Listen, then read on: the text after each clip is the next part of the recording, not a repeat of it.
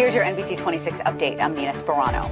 As we continue to track the coronavirus pandemic in Wisconsin, we have the latest report from the Department of Health Services that says no new deaths were reported today, and that's a first in several weeks.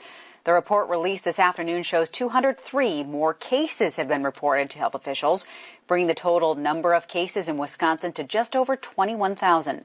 Today's percentage of positive tests was just 2.7%.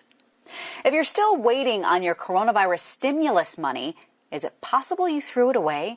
A couple weeks ago, the IRS started sending these prepaid debit cards to approximately 4 million people in lieu of checks.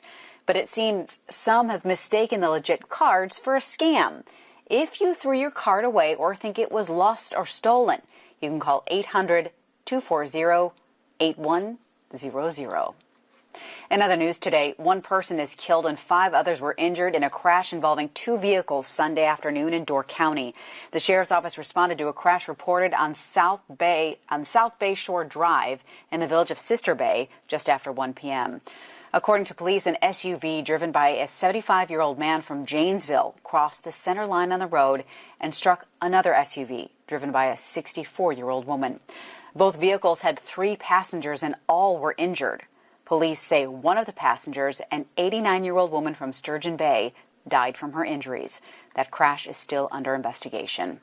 It is now time for a quick check on our weather. We send it over to meteorologist Gino Recchia.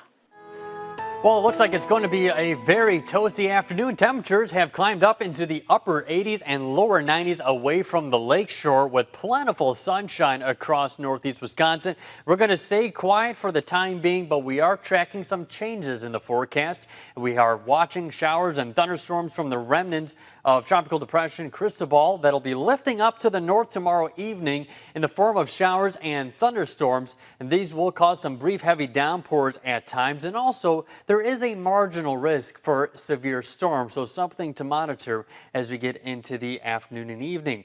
So as for tonight, cooling down into the upper 60s by overnight hours. We have very quiet conditions. Tomorrow it won't be as warm, but we'll talk about that in our 5 o'clock newscast. For the latest news, weather, and sports, download that NBC26 app. It is free on the App Store. Have a good one.